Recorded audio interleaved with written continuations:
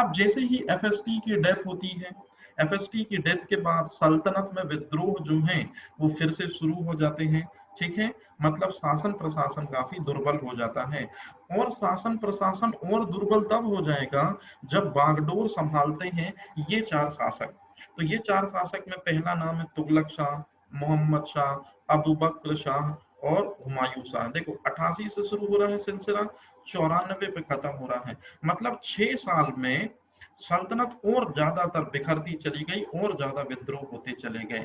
फिर इनके बाद में एक शासक आता है, ये भी अयोग्य शासक ही है, कुछ खास इंपॉर्टेंस नहीं है, परंतु नसरुद्दीन महमूद, इसने जब सत्ता टेक ओवर की, याद रखना 94 से, और कब तक करी, 1413 तक, है ना। तो लगभग लगभग 17 सालों का जो टाइम पीरियड है, या 17 साल, ये 13 ये हो गया और 6, मतलब 13 और 6 लगभग 19 साल का जो टाइम पीरियड है, इसमें सबसे इंपॉर्टेंट घटना है ये चीज। यदि तैमूर लंग ना आता भारत, और उस समय दिल्ली सल्तनत पर किसका शासक है, नसरुद्दीन महमूद, तो हम इसको भी नहीं पढ़ते, यही एक ब्रैकेट 5वां नंबर पॉइंट बना के इसको अलग कर देते। तो फाइनल में नसरुद्दीन महमूद जो है ये तुगलक वंश का अंतिम शासक है। इसके समय की सबसे बड़ी घटना है कि तैमूर लंग जो है ये भारत पर आक्रमण करता है। अब तैमूर लंग के बारे में मेंस में चीजें लिखवाई भी गई हैं। मैंने आपको कल बताया था कि तैमूर लंग जो है इसका मेन मकसद है भारत में धन दौलत को लूटना, ये प्राइमरी उद्देश्य है। परंतु दूसरा उद्देश्य है कि काफिरों को समाप्त भी करना, जो गैर इस्लामिक लोग हैं उनको क्या करना, उनको डिस्ट्रॉय करना। अब एक सबसे महत्वपूर्ण चीज है, तैमूर लंग ने जब भारत पर अटैक किया तो उस समय जो तत्कालीन सुल्तान है दिल्ली की गद्दी पर जो है कौन, नसरुद्दीन महमूद, ये अपनी जान बचाने के लिए क्या है, भाग कर कहाँ चले जाएंगे, गुजरात चले जाते हैं। ये क्वेश्चन भी एक कॉम्पिटिटिव एग्जाम ने पूछा है कि जब तैमूर लंग ने आक्रमण किया तो दिल्ली का सुल्तान भागकर कहाँ चला गया, आंसर है गुजरात। अब सवाल पैदा होता है तैमूर लंग क्या करेगा भैया, तो तैमूर लंग जबरदस्त तरीके से लूटपाट करेगा। बहरहाल वो सब चीजें हैं। सबसे पहले देखते हैं कि तैमूर लंग भारत कब आया था, ये पहला क्वेश्चन 1398 में आया था। दूसरा क्वेश्चन, उसके भारत आगमन का मुख्य उद्देश्य धन दौलत प्राप्ति तो था, परंतु मैंने आपको बताया कि कत्लेआम, परंतु किसका कत्लेआम, काफिरों का कत्लेआम। अब सबसे इंपॉर्टेंट चीज आती है, प्रेरणा किससे ली थी लूटपाट की, तो आंसर है चंगेज खान। तो याद रखना चंगेज खान से प्रेरित था, परंतु ख्वाब देखता था कि मैं सिकंदर के जैसे क्या कर सकूं, पूरे भारत को जीत सकूं या पूरे विश्व को जीत सकूं। तो याद रखना विश्व नहीं था उसका सपना, भारत को जीतना उसका सपना था। ये सबसे इंपॉर्टेंट चीज है। अब उसके बाद अगला जो क्वेश्चन है वो और भी इंपॉर्टेंट हो जाता है, तैमूर जो है वो किसका वंशज है, याद रखना चंगेज खान जो शुरुआत में बौद्ध थे, बाद में जो है इन्हीं के कुछ अनुयायी जो है वो इस्लाम में कन्वर्ट हो जाते हैं। तो इस्लाम में जब कन्वर्ट होते हैं तो तैमूर लंग के जो पिता थे वो दरअसल में किस नस्ल से हैं, वो चंगेज खान की नस्ल से ही हैं। तो इसलिए ये तैमूर भी चंगेज खान के वंशजों में से एक होगा। परंतु असल मायने में ये तुर्क है, और तुर्कों की जिस शाखा का अनुयायी है, ये प्री का क्वेश्चन। तो ये चीज याद रखना, यहाँ 4-5 चीजें एक साथ आपको मिल रही हैं। पहली चीज मिल रही है कि किससे प्रेरित था, करना क्या चाहता था, किसका वंशज था, और नस्ल कौन सी थी इसकी, तो तुर्की तो था, लेकिन तुर्कों की कौन सी नस्ल थी, वारसाल नस्ल थी। ये थोड़ा सा गलत लिखा है, वारसाल नस्ल का अनुयायी था। अब सबसे इंपॉर्टेंट, कल मैंने आपको एक चीज बताई थी कि जब तैमूर लंग ने आक्रमण किया तो भारत में जबरदस्त क्या हुआ, विद्रोह हुए, बहुत सारे राज्य जो हैं उन पे क्या हुआ, दिक्कत और परेशानियां आई। परंतु इसी तरह से कुछ जो हैं क्षेत्र स्वतंत्र भी हो जाते हैं, और उनमें से पहला है जौनपुर। जौनपुर जो है वो जिस व्यक्ति ने स्वतंत्र घोषित किया अपने आप को और शासक माना, जिसका नाम है मलिक उस सर्क, इसका नाम है मलिक रहबर। ये क्वेश्चन आया हुआ क्वेश्चन है कि जौनपुर में स्वतंत्र साम्राज्य की स्थापना किसने की तैमूर के आक्रमणों के कारण, तो आंसर है जौनपुर में मलिक उस सर्क ने। गुजरात में जिस व्यक्ति ने की उसका नाम है जफर खान, ये बहुत इंपॉर्टेंट चीज है।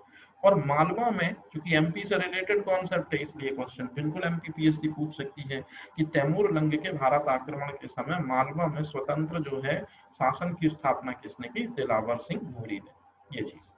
अब सबसे महत्वपूर्ण चीज आती है जिस पे अपन को ज्यादा परेशान नहीं होना है, एकदम सिंपल सी चीज, कि जब तैमूर ने भारत पर आक्रमण किया तो याद रखना उस समय एक व्यक्ति है मुल्तान का सूबेदार है खिज्र खान, ये मदद करता है उसकी। तैमूर को आगे लाने में कि भारत में आप यहाँ जाओ, यहाँ ज्यादा पैसा मिलेगा, ये कल मैंने आपको बताया था।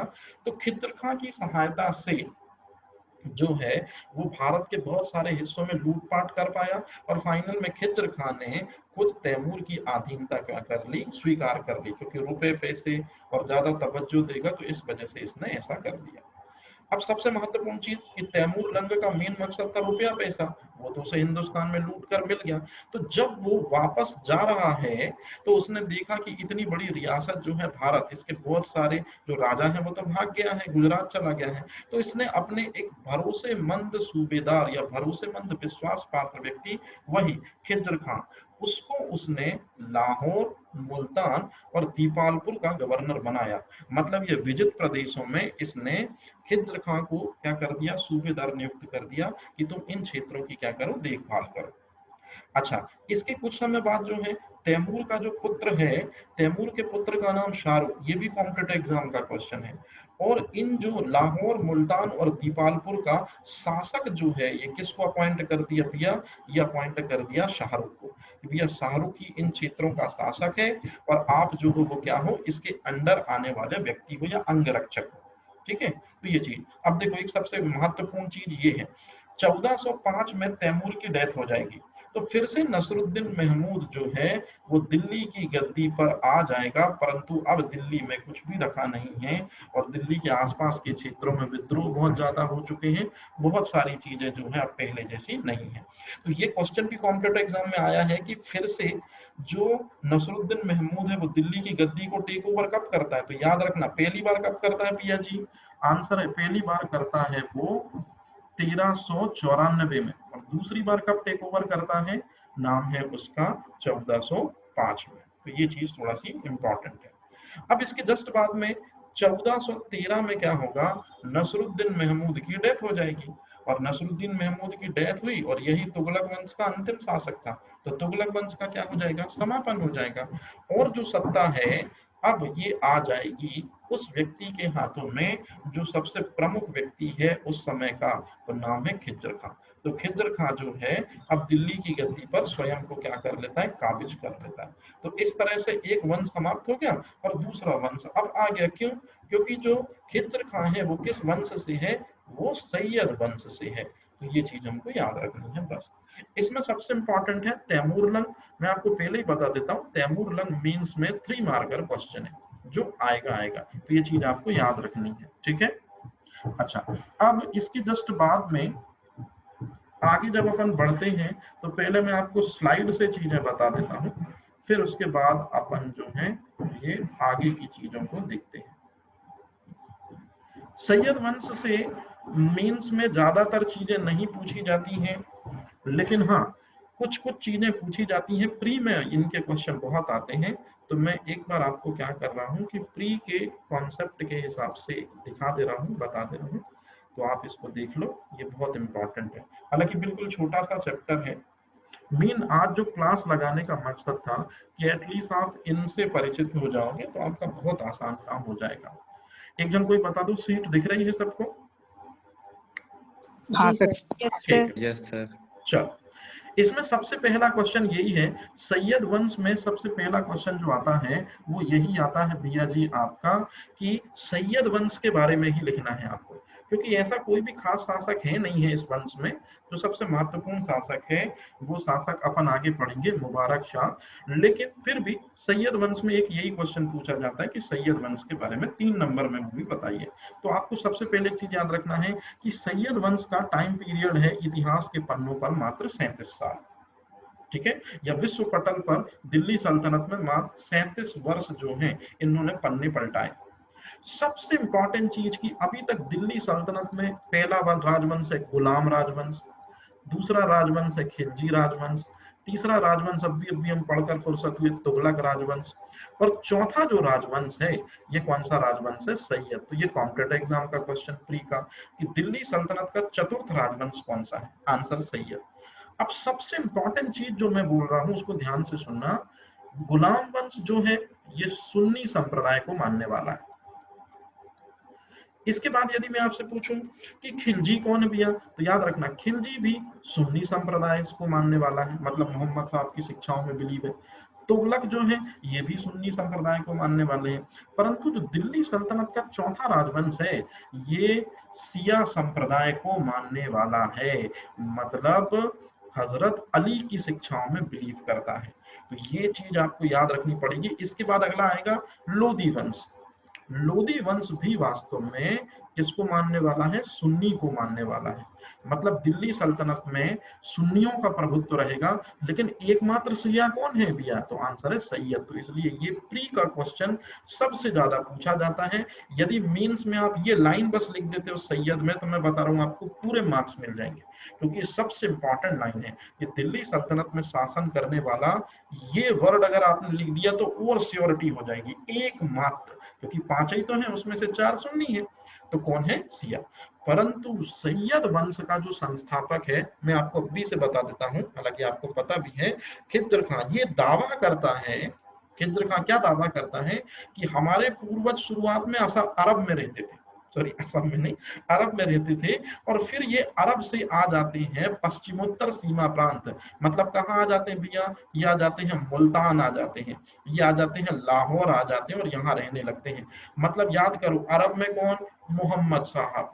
ठीक है, तो दरअसल में खिज्र खां ऐसा बताता है कि हमारे जो शुरुआती वालिदैन है या हमारे शुरुआती जो पूर्वज हैं, वो कहीं ना कहीं मोहम्मद साहब के ब्लड रिलेशन के अंतर्गत ही आते हैं। तो ये सबसे अहम पॉइंट है।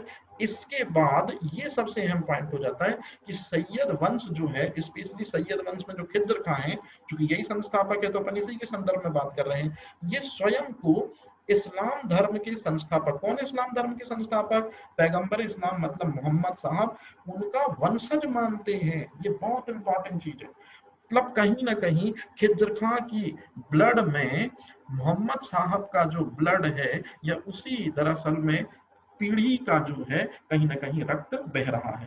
तो याद रखना, ये शिया संप्रदाय को मानने वाले, ये बहुत इंपॉर्टेंट चीज है कि एकमात्र शिया संप्रदाय मतलब हजरत अली की शिक्षाओं में बिलीव करते, परंतु खिज्र खां का ये दावा है कि ये जो है ये वास्तव में कहीं ना कहीं ये ब्लड रिलेशन में मोहम्मद साहब से भी ताल्लुकात रखता है। तो ये दोनों प्री के फैक्ट हैं कि सैयद वंश जो है ये पैगंबर इस्लाम का वंशज स्वयं को मानते हैं। अच्छा, और कोई भी ये दावा नहीं करते, याद रखना ही चाहिए, न गुलाम, न खिलजी, न तुगलक, न लोधी, केवल सैयद ये दावा करते हैं कि हम जो है ये मोहम्मद साहब के वंशज हैं। अब सबसे इंपॉर्टेंट चीज जो आप पढ़ चुके, तुगलक वंश वो राजवंश है जिसने भारत में सबसे ज्यादा लंबे समय तक शासन किया दिल्ली सल्तनत में। याद रखना, दिल्ली सल्तनत में सबसे ज्यादा 94 साल तक किसने हुकूमत करी भैया? एमबीटी, फिरोज शाह तुगलक, गयासुद्दीन तुगलक, नसरुद्दीन महमूद, है ना, इन शासकों ने, मतलब कितने शासकों ने? 8 शासकों ने 94 साल की हुक्मरानी की। परंतु जब इसका पतन हो जाता है तुगलक वंश का, तब नया राजवंश आता है सैयद। तो सैयद जो है वो कितने साल शासन करते हैं? 37 साल शासन करते हैं।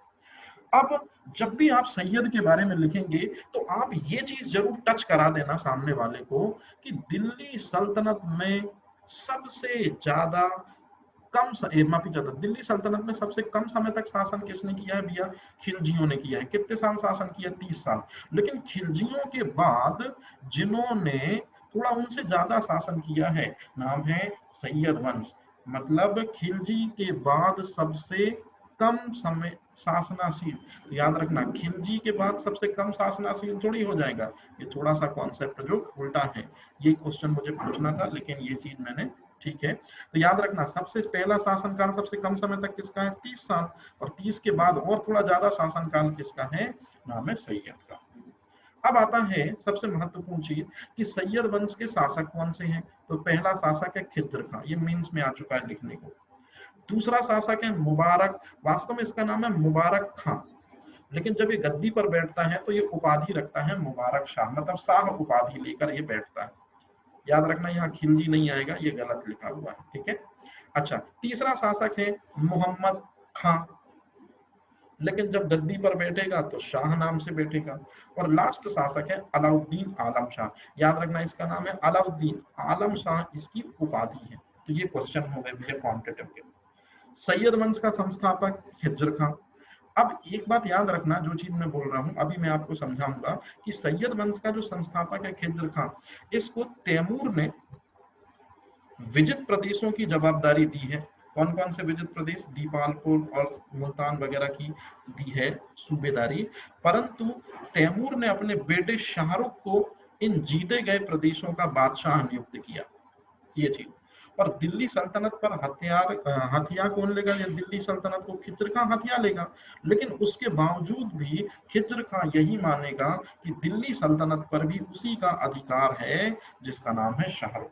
तो ये स्वयं को सुल्तान नहीं मानता है, लेकिन हाँ, स्वयं को सुल्तान भले न माने, लेकिन अपने लिए ये एक खुद से उपाधि लेता है, और यही उपाधि कॉम्पिटिटिव एग्जाम में पूछी जाती है। जैसे याद करो, आपन ने पढ़ा था कि एक व्यक्ति है जिसका नाम है कुतुबुद्दीन ऐबक, उसने अपने लिए स्वयं एक उपाधि ली है मलिक और सिपह सालार।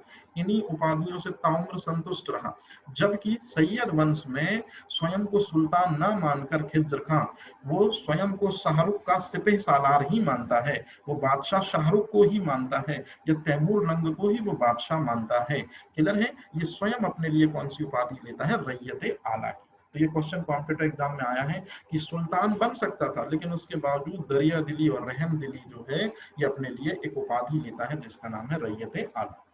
अब यदि मैं पूछूं कि सैयद वंश के 4 शासकों में सबसे महान कौन है भैया, तो आंसर है मुबारक खां। लेकिन जैसे ही गद्दी पर बैठेगा तो खां से शाह हो जाएगा। अब यदि मैं आपसे पूछूं कि सैयद वंश में जो पहला शासक है उसने तो सुल्तान की उपाधि ली ही नहीं है, उसने तो रैयत आला की उपाधि लिया है, मतलब अंगरक्षक, है ना।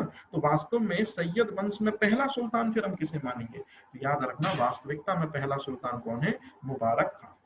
अब मोहम्मद खां जो मोहम्मद शाह के नाम से शासन करेगा, ये भी अयोग्य शासक है, और अलाउद्दीन आलम शाह ये सबसे ज्यादा अयोग्य है। ये क्वेश्चन भी कॉम्पिटिटिव एग्जाम में आ चुका है कि सबसे ज्यादा अयोग्य शासक कौन है सैयद वंश का, तो याद रखना चौथे नंबर का, और यही वास्तव में सैयद वंश का अंतिम शासक भी है। अब अपन इनके बारे में जरा पढ़ना शुरू करते हैं। हालांकि बिल्कुल सिंपल है, इसमें कुछ भी ज्यादा परेशानी वाली बात नहीं। तो 1414 बिया एक व्यक्ति है जिसका नाम है नसरुद्दीन, है ना, महमूद, उसकी डेथ हो जाती है, तुगलक वंश के अंतिम शासक की। दिल्ली की गद्दी टेक ओवर कौन कर लेता है? खिज्र खां। और दिल्ली सल्तनत में चौथा राजवंश शिया राजवंश चलाता है जिसका नाम है सैयद वंश। अब सबसे इंपॉर्टेंट चीज यदि मैं पूछूं आपसे कि दिल्ली का पहला सैयद सुल्तान, याद रखना ये क्वेश्चन जब आया था कॉम्पिटिटिव एग्जाम में तो 90% लोगों ने, सबने ऐबक, किसी ने इल्तुतमिश टिक किया, भैया यहाँ सैयद लिखा हुआ है, तो सैयद में निश्चित रूप में आंसर क्या होगा? खिज्र खां। तो ये चीज थोड़ा सा अपन को क्या करना है, याद रखना है कि क्वेश्चन को करने के पहले पहले अच्छे से पढ़ना, उसके बाद अपन को आंसर टिक करना। तो दिल्ली का पहला सैयद सुल्तान कौन होगा? या सैयद वंश से संबंधित खिज्र खां। अब देखो सबसे महत्वपूर्ण चीज आ रही है, अब जो खिज्र खां है वो वास्तव में किस वंश से है भैया? कहीं ना कहीं वो सैयद वंश से भी ताल्लुकात रखता है। इसके पिता का नाम है नसीरुल मुल्क मर्दान दौलत। ये इसलिए बताने की जरूरत है क्योंकि ये भी दावा करते थे कि मैं मोहम्मद साहब के वंशजों में से एक हूं। तो इसीलिए इस दावे को बाद में इसने भी क्या किया, सल्तनत में क्लियर किया कि खिज्र खां ने भी कहा कि मैं मोहम्मद साहब के वंशजों में से एक हूं। लेकिन याद रखना ये शिया संप्रदाय से। अब यदि मैं आपसे पूछूं कि खिज्र खां के 2 बेटे कौन से हैं, तो एक बेटा है इसका मुबारक शाह। खिज्र खां के बाद यही सुल्तान बनता है और यही सैयद वंश का सबसे अच्छा सुल्तान माना जाता है। परंतु यदि मैं आपसे पूछूं कि एक और बेटा है, लेकिन ये दत्तक पुत्र है, गोद लिया हुआ पुत्र है, जिसका नाम है फरीद खां। तो फरीद खां भी आगे चल के शासक बनता है मुबारक खां के बाद या मुबारक शाह के बाद। अब यदि मैं आपसे पूछूं कि बताइए पैगंबर मोहम्मद का वंशज कौन मानता है सैयद में, तो आपको कहना है खिज्र खां मानता है। क्या मानता है ये कि भैया इनके जो पूर्वज है ये शुरुआत में अरब में रहा करते थे, बाद में ये कहाँ आ गए? मुल्तान आ गए। मतलब इनके ब्लड में भी मोहम्मद साहब का ब्लड है, या उन्हीं के ब्लड रिलेशन में से ये है। अब मैंने आपको बताया था कि तैमूर ने जब भारत को लूट लिया और जब वो यहाँ से जाने लगा, तब उसने अपने सबसे विश्वास पात्र व्यक्ति जिसे उसने सूबेदार बनाया, खिज्र खां को मुल्तान, लाहौर और दीपालपुर, मतलब ये पश्चिमोत्तर सीमा प्रांत जहां से ज्यादातर मंगोल अटैक हुआ करते थे, उस जगह की सूबेदारी सौंप दी। और इन तीनों जगहों का या तीनों जगहों का शासक किसको नियुक्त कर देता है? अपने पुत्र को, जिसका नाम है शाहरुख। ये चीज तो तैमूर लंग का पुत्र है बियाजी शाहरुख, ये है शाहरुख, उसको राजा नियुक्त कर देता है। परंतु मैंने आपको बताया कि कुछ समय बाद दिल्ली की गद्दी कौन टेक ओवर कर लेगा? निश्चित रूप में खिद्र खां।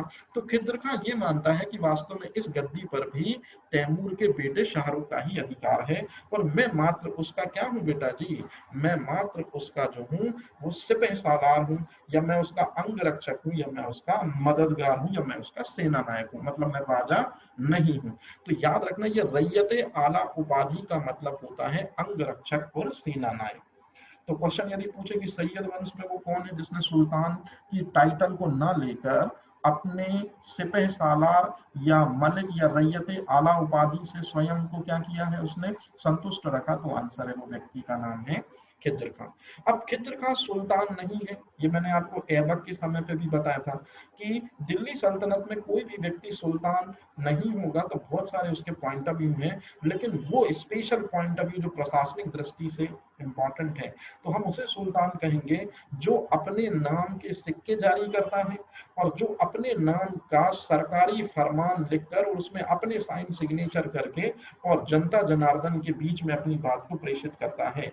तो खिज्र खां का जो टाइम पीरियड है उसमें एक भी सरकारी घोषणा पत्र जिसमें खिज्र खां ने आदेश किया हो, ऐसा कुछ भी नहीं है। जब भी खिज्र खां कोई आदेश प्रचारित करवाता सल्तनत में, तो उसमें हमेशा शाहरुख के साइन या शाहरुख के दस्तखत ही होते थे। तो यदि मैं आपसे पूछूं कि बताइए खिज्र खां ने सुल्तान की उपाधि धारण नहीं की, ये कैसे हमें पता चले, तो आपको यही कहना है कि न तो उसने अपने नाम का खुतबा पढ़ पाया, मतलब सरकारी कागज जनता जनार्दन के बीच अपने नाम से भेजे, बल्कि किसके नाम से भेजे, शाहरुख के नाम से भेजे, और ना अपने नाम से किसी प्रकार के कोई उसने सिक्के चलवाए। अब एक सबसे इंपॉर्टेंट है कि सुल्तान जो है, जैसे हम तो सुल्तान ही मानते हैं खिज्र खां को, क्यों मानते हैं, क्योंकि भाई उसने एक तुगलक वंश के अंतिम सुल्तान को क्या किया है, मारकर या उसको हराकर वास्तव में सल्तनत हासिल की है। लेकिन खुद खिज्र खां से यदि पूछा जाए कि भाई आप सुल्तान हो, तो वो कहता है मैं सुल्तान नहीं हूँ। बहरहाल कोई दिक्कत नहीं है। खिज्र खां ने सिक्कों पर तैमूर जो उसका वास्तविक मालिक है और उसका पुत्र क्या नाम है भैया, शाहरुख मिर्जा नाम है, उसी का वास्तव में अंकन कराया। परंतु कुछ समय पहले या कुछ समय बाद जो है सिक्कों पर तुगलक शासकों की छवि भी उसने क्या करवाई, उत्तीर्ण करवाई, जिसमें एमबीटी और एफएसटी का नाम शामिल था। ये चीज आपको याद रखना है कि सैयद वंश के किस शासक ने अपने सिक्कों पर तुगलक शासकों का नाम उत्तीर्ण करवाया है। या ये क्वेश्चन आता है कि सैयद वंश के किस शासक ने सिक्कों पर तैमूर या शाहरुख की चित्रों का अंकन करवाया है या नाम का अंकन करवाया है, तो आंसर है खिज्र खां। खिज्र खां जो है उसका टाइम पीरियड काफी छोटा है। खिज्र खां की डेथ के बाद में जो सल्तनत है वो आ जाती है उसके बड़े बेटे जिसका नाम है मुबारक खां। लेकिन मुबारक खां जैसे ही गद्दी पर बैठता है वो खां से टाइटल लेता है शाह का। तो फाइनल में मुबारक शाह जो है वो दिल्ली सल्तनत की गद्दी पर बैठता है खिज्र खां के बाद। अब सुनना बहुत इंपॉर्टेंट है, दो चीजें। इसके समय में एक वजीर है जिसका नाम है सखारुल मुल्क।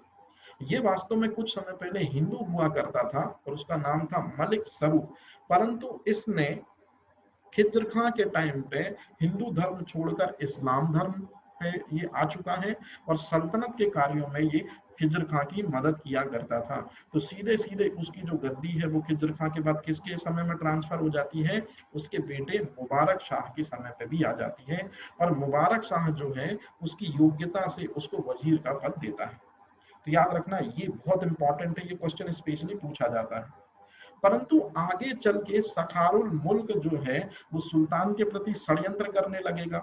उसे लगेगा कि यदि मैं मुबारक शाह को मरवा दूं तो सल्तनत पे मैं खुद काबिज हो सकता हूं। तो इसलिए ये षड्यंत्र जैसे ही करने लगेगा और इसकी भनक जब मुबारक शाह को लगेगी, तो मुबारक शाह एक सबसे प्रमुख व्यक्ति को सेनापति नियुक्त करेगा जिसका नाम है कमाल उल मुल्क। कमालुल मुल्क एक ऐसा व्यक्ति है जो सल्तनत में सैयद वंश की सेवा करेगा और कभी भी अपनी स्वामी भक्ति जो है उससे कभी भी अलग नहीं होने देगा सैयद वंश को। मतलब हमेशा इसके दिल में सैयद वंश ही रहेगा। ये कभी भी विद्रोह नहीं करता है किसी भी सुल्तान के अगेंस्ट में। तो क्वेश्चन आता है कि सैयद वंश में सबसे विश्वास पात्र व्यक्ति कौन था, या इससे कौन सा सेनापति था जिसने सैयद वंश में हमेशा ही क्या किया, बहुत अच्छे तरीके से सैयद वंश को संभाले रखा, किसी भी प्रकार के षड्यंत्रों में शामिल नहीं था। तो याद रखना कमाल उल मुल्क। अब एक सबसे इंपॉर्टेंट चीज है, मुबारक शाह जो है वो जैसे ही सल्तनत की गद्दी पर बैठता है, ये तत्काल अपने पिता को देखता है कि पिता ने रैयत आला उपाधि ली थी, मतलब स्वयं को पिता ने सुल्तान नहीं माना था। इसने कहा नहीं, मैं ऐसा बिल्कुल भी नहीं करूंगा, मैं अपने नाम का खुतबा भी पढ़ पाऊंगा, मतलब सरकारी फरमान भी भेजूंगा लोगों के बीच में जिसमें मेरे साइन एंड सिग्नेचर होंगे, और मैं अपने नाम के सिक्के भी जारी करूंगा। तो इसलिए याद रखना कि यदि मैं आपसे पूछूं कि बताइए बेटा जी सैयद वंश का जो वास्तविक संस्थापक है वो कौन है, तो आपको कहना है हिज्र खां के बाद आने वाला उसका बेटा जिसका नाम है मुबारक शाह। अब मुबारक शाह के समय पे सबसे महत्वपूर्ण घटना ये होती है कि इसने एक ऐसे व्यक्ति को पनाह दे रखी है जिसका नाम है सर शेख अहमद सरहिंदी, या इनका नाम है शेख अहमद सरहिंदी। ये जो है इतिहासकार, ये इतिहासकार वास्तव में मुबारक शाह से या मुबारक शाह से के कार्यों से काफी क्या होते हैं, प्रभावित होते हैं, क्योंकि राजकीय संरक्षण दे रखा होगा तो प्रभावित भी होंगे। तो निश्चित रूप में ये उन्हीं की शान में ग्रंथ लिखते हैं जिनका नाम है तारीख मुबारक शाही। तो ये क्वेश्चन आता है कि तारीख मुबारक शाही ग्रंथ किस वंश के शासक के लिए लिखा गया है, किस शासक के लिए लिखा गया है, कौन से इतिहासकार ने लिखा है, तो ये चीज आपको याद रखनी है। एक सबसे इंपॉर्टेंट चीज आ जाती है, सुल्तान ने मुबारकाबाद नगर बसाया था लाहौर के पास। तो ये सबसे इंपॉर्टेंट क्वेश्चन आता है मुबारक शाह से संबंधित, वन लाइनर फैक्ट है, ज्यादा कुछ इसमें है भी नहीं, कि सुल्तान ने कौन सा प्रमुख नगर बसाया था। अब आता है सबसे इंपॉर्टेंट चीज, वजीर सखारुल मुल्क जो है उसका प्रभाव धीरे धीरे वो अपना प्रभुत्व बढ़ाने लगेगा, और प्रभुत्व बढ़ाने के कारण वो चाहता है कि मैं सुल्तान को मार दूं, मतलब षड्यंत्र करने लगेगा। यही षड्यंत्र की खबर किसको पता चल जाती है, मुबारक शाह को पता चल जाती है। तो मुबारक शाह जो उस समय का सबसे बड़ा आय का जरिया था, राजस्व वसूली, और राजस्व वसूली का अधिकार अभी तक वजीर के पास में था, परंतु षड्यंत्र में शामिल है वजीर, तो इसी वजह से राजस्व वसूली का अधिकार जो है ये मुबारक शाह जो है ये वजीर से छीन कर दे देता है अपने नायब सेनापति जिसका नाम है कमाल उल मुल्क। ये हमेशा ही ईमानदार रहेगा सैयद वंश के प्रति। बस इसी परिघटना से वजीर सखारुल मुल्क जो है वो बहुत ज्यादा क्रोधित हो जाएगा, और कुछ हिंदू लोगों का साथ लेकर ये तत्कालीन सुल्तान की हत्या कर देगा। इतिहासकार ऐसा कहते हैं कि जो खिज्र खां का दूसरा लड़का है, जो दत्तक पुत्र है जिसका नाम है फरीद खां, ये वास्तव में इस षड्यंत्र में वास्तव में शामिल है। तो वजीर सखारुल मुल्क, फरीद खां जो अगला शासक बनेगा, और सिद्धपाल नामक अमीर व्यक्ति, ये तीन लोग षड्यंत्र में शामिल होते हैं और तत्कालीन सुल्तान जो सैयद वंश का सबसे अच्छा सुल्तान है उसको मार देते हैं। तो अब अगला जो सुल्तान बनता है बेटा जी वो बनता है मोहम्मद शाह। अब मोहम्मद शाह कैसे सुल्तान बना एक बार फिर से देख लो। इसके पहले जो शासक है उसका नाम है मुबारक शाह। मुबारक शाह जो है उसकी डेथ हो चुकी है। किसने हत्या करवाई, तीन लोगों ने, पहला वजीर, दूसरा अगला शासक मोहम्मद शाह जिसका नाम पहले क्या था भैया, याद रखना पहले नाम था मोहम्मद बिन फरीद खान नाम था, लेकिन जैसे ही सल्तनत की गद्दी पर बैठेगा मुबारक शाह की हत्या करवाकर तो नाम रखेगा मोहम्मद शाह। अब मोहम्मद शाह को ये बहुत अच्छे से मालूम है कि मेरे को सल्तनत जो मिली है वो किसके कारण मिली है, वजीर के कारण मिली है, तो ये इस वजीर को बहुत ज्यादा तवज्जो देगा, और मोहम्मद शाह के पूरे टाइम पीरियड में लगभग 6-7 माह के टाइम पीरियड में इसका वर्चस्व बहुत ज्यादा रहेगा, किसी वजीर का हस्तक्षेप या बहुत ज्यादा वर्चस्व रहेगा। तो इसी वजह से जब वर्चस्व वजीर का बहुत ज्यादा रहेगा तो जो सुल्तान है वो अयोग्य हो जाएगा, अकर्मण्य हो जाएगा, और क्या हो जाएगा भैया जी, विलासी हो जाएगा। परंतु जैसे ही देखता है मोहम्मद शाह की प्रभुत्व बढ़ने लगा है वजीर का, और वजीर फिर से वही करना चाहता है कि अब इसको भी लुढ़काना चाहता है, उसके पहले ही मोहम्मद शाह जो है वो वजीर की हत्या करवा देता है। तो ये क्वेश्चन पूछा जाता है कॉम्पिटेटिव एग्जाम में कि सैयद वंश के वजीर सखारुल मुल्क की हत्या किसने की। क्वेश्चन तब बहुत खतरनाक हो जाता है जब ऑप्शन में मुबारक शाह भी देता है और मोहम्मद शाह भी देता है, तब इस आंसर में ढूंढ पाना थोड़ा मुश्किल हो जाएगा। तो आपको याद रखना है मुबारक शाह पहला सुल्तान है, यही वजीर के हाथों मर गया था, परंतु मोहम्मद शाह जो है इसी ने वजीर को क्या कर दिया है, मार दिया है आगे चल के। तो ये चीज आप जरूर याद रखेंगे कि मोहम्मद शाह वजीर, मतलब ये वजीर जो है ये सखारुल मुल्क, ये एक की जान लेता है और एक को जान देता है, या एक उसकी जान लेता है। तो ये चीज। अब लास्ट में एक सबसे इंपॉर्टेंट चीज है जिसपे आपको ध्यान रखना है। मालवा, उस समय मालवा का शासक है महमूद खिलजी, और जो महमूद खिलजी है ये दिल्ली पर अटैक करता है क्योंकि मोहम्मद शाह जो है वो अकर्मण्य हो चुका है। और जैसे ही दिल्ली पर अटैक करता है तो मोहम्मद शाह ने मदद के लिए बुलाया एक ऐसे व्यक्ति को जो लाहौर और मुल्तान में शासक है या सूबेदारी कर रहा है, नाम है बहलोल खां लोदी। बहुत इंपॉर्टेंट है ये चीज, याद रखना। शासक कौन है भैया, अच्छे से देख लो, शासक है मोहम्मद शाह।